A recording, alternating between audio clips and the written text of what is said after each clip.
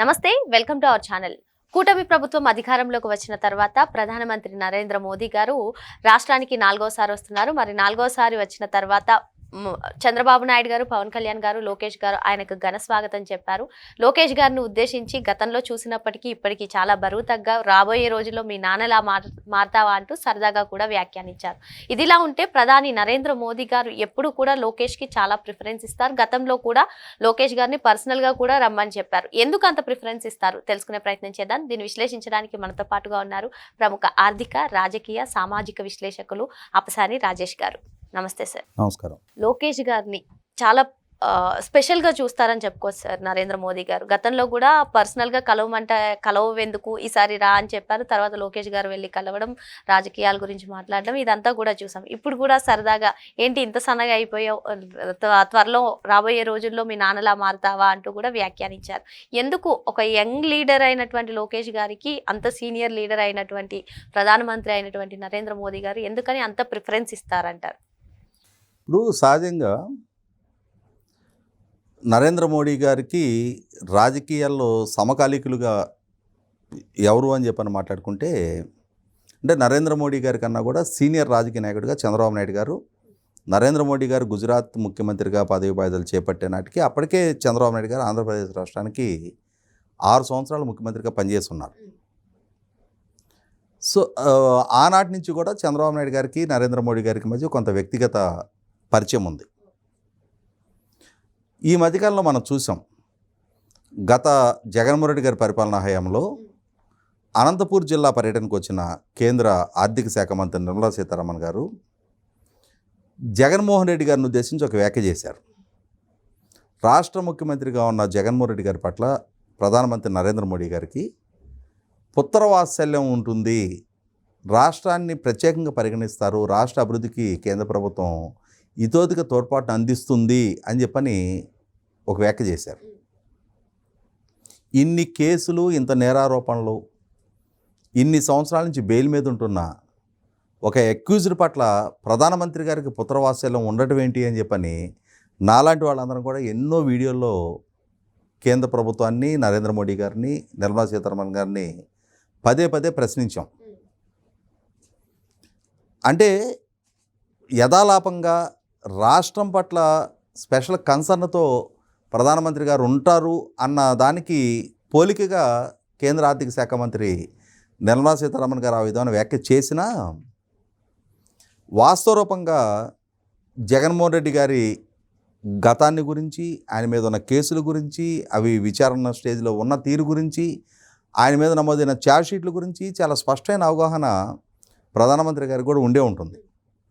ఒక రాష్ట్ర ముఖ్యమంత్రిగా ప్రధానమంత్రి గారిని కలవటానికి వచ్చిన సందర్భంలో ఉండే ఫెడరల్ స్ఫూర్తిని గౌరవిస్తూ ఆ మర్యాద ఇచ్చిపుచ్చుకోవటం అనే అనుబంధం కొనసాగింది తప్ప, క్లీన్ ఇమేజ్ పాలిటిక్స్ కంటిన్యూ చేయాలి అనుకునే ఏ రాజకీయ నాయకుడైనా సరే, అంటే రాజకీయాల్లో ఉన్నప్పుడు స్వచ్ఛంగా ఉండాలి అని ఆలోచించే ఏ రాజకీయ నాయకుడైనా సరే, జగన్మోహన్ రెడ్డి లాంటి టెయింటెడ్ చరిత్ర ఉన్న నాయకుడితోటి కలిసిమెలిసి కొనసాగాలి, అటువంటి నాయకుడితోటి ఎమోషనల్ కనెక్టివిటీ ఉండాలని చెప్పని ఎవరు అనుకోరు.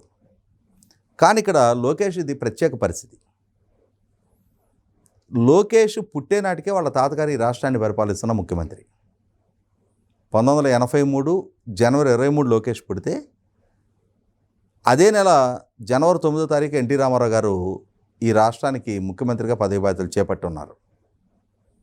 తనకు ఒక ఏజ్ వచ్చేటప్పటికి వాళ్ళ నాన్నగారు ఈ రాష్ట్రానికి ముఖ్యమంత్రి చంద్రబాబు నాయుడు గారు.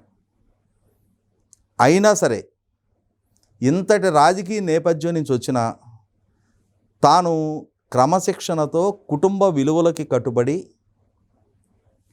స్టాన్ఫోర్డ్ లాంటి కాగ్నిమిలన్లో, స్టాన్ఫోర్డ్ లాంటి యూనివర్సిటీల్లో చదువుకొని కుటుంబ పెద్దలు నిర్ణయించిన సంబంధం, మీ మేనమామ కుదిరైతే నీకు బాగుంటుందని మేము నిర్ణయిస్తున్నామనంటే పెద్దల అభిప్రాయాలను గౌరవించి పెద్దలు నిర్ణయించిన సంబంధం చేసుకొని, ఆ అమ్మాయి కూడా స్టాన్ఫోర్డ్లో చదువుకొని ఉన్నత విద్యావంతులు అయ్యుండి వినయంగా పెద్దల పట్ల వినయ విధేయతలతో, అన్నిటికన్నా ముఖ్యంగా రాష్ట్రం పట్ల ప్రజల పట్ల బాధ్యతతో వ్యవహరించే నాయకుడై ఉన్నప్పుడు నేర స్వభావానికి దూరంగా ఉండే వ్యక్తులు అయినప్పుడు, అటువంటి వాళ్ళు నాయకులుగా ఉన్నప్పుడు, లక్షలాది మంది కార్యకర్తల్లో స్ఫూర్తి నింపే యువగణం లాంటి పాదయాత్ర చేసున్నప్పుడు, తనలో ఉన్న లోపాలని తానే పట్టుదలగా అధిగమించినప్పుడు, నాయకుడిగా రాటుదేలుతా ఉన్నప్పుడు, డెఫినెట్గా నరేంద్ర మోడీ గారి స్థాయి నాయకుడికి ఆ విధమైన ఎమోషనల్ కనెక్టివిటీ లోకేష్తో ఏర్పడటం సహజం.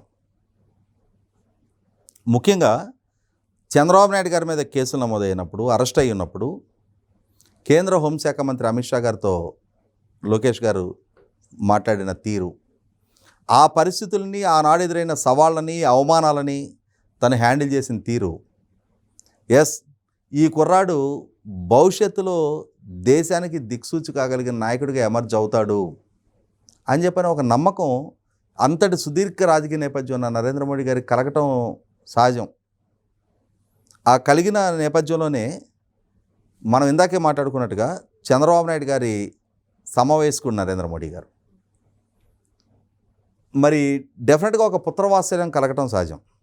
ఆ కలిగిన నేపథ్యంలోనే గతంలో చూసాం, వివిధ సందర్భాల్లో కలిసినప్పుడు నువ్వు ఢిల్లీ ఎప్పుడు వస్తున్నావు అని చెప్పని విశాఖపట్నంలో అడగటం, తర్వాత అమరావతి పనుల పునర్నిర్మాణ కార్యక్రమానికి హాజరైనప్పుడు కూడా నిన్ను ఢిల్లీ రమ్మంటే రావట్లేదు అని చెప్పని సరదాగా చెయ్యిలా మెలిపెట్టి, అంటే మన పిల్లలతోటి అలా వ్యవహరిస్తాం మనం.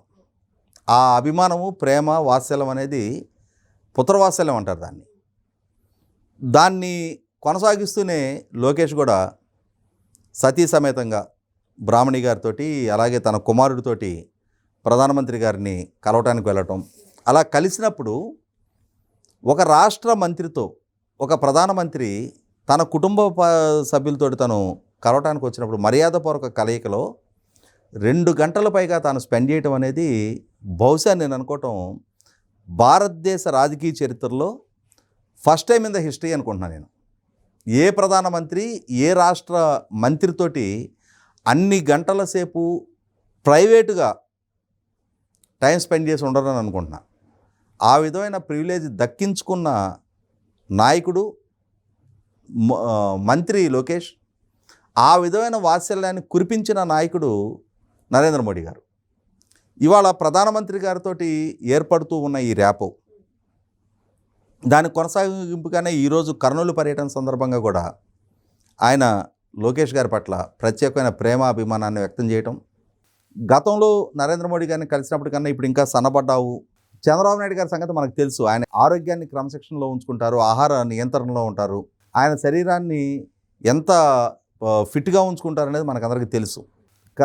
క్రమక్రమంగా మీ నాన్నలాగా అంతే క్రమశిక్షణతో అలాగే తయారయ్యేలా ఉన్నావు అని చెప్పని అది డెఫినెట్గా ప్రోత్సహించినట్టు, అభినందించినట్టు. కాబట్టి 100% పాళ్ళు ప్రధానమంత్రి గారితో లోకేష్కి ఏర్పడుతున్న ఈ ర్యాపో అనేది రాష్ట్ర భవిష్యత్తు దృష్ట్యా చూసినప్పుడు, రాష్ట్ర ప్రజల కోణంలో ఆలోచించినప్పుడు చాలా మంచి పరిణామం. ఎందుకంటే రాష్ట్రానికి సంబంధించిన ఏదైనా అంశాలు లోకేష్ ద్వారా కేంద్ర మంత్రి దగ్గర, కేంద్ర ప్రభుత్వం దగ్గర, ప్రధానమంత్రి గారి దగ్గర ప్రస్తావించినప్పుడు వాటిని సానుకూల దృక్పథంతో కన్సిడర్ చేయడానికి స్కోప్ ఉంటుంది. కాబట్టి ఇప్పుడు మనం రీసెంట్గా చూసాం, ఈ గూగుల్ డేటా సెంటర్కి సంబంధించి కేంద్ర ప్రభుత్వ పాలసీస్లో మార్పు చేయాలి అనుకున్నప్పుడు సాక్షాత్తు ప్రధానమంత్రి గారిని చంద్రబాబు నాయుడు గారు కలవటం, కేంద్ర ప్రభుత్వాన్ని లోకేష్ గారు రిప్రజెంట్ చేయటం, ఆ పాలసీస్లో మార్పులు చేర్పులు చాలా వేగంగా జరగటం, అంతే వేగంగా గూగుల్ వైపు నుంచి కూడా స్పందన రావటం చూసాం మనం.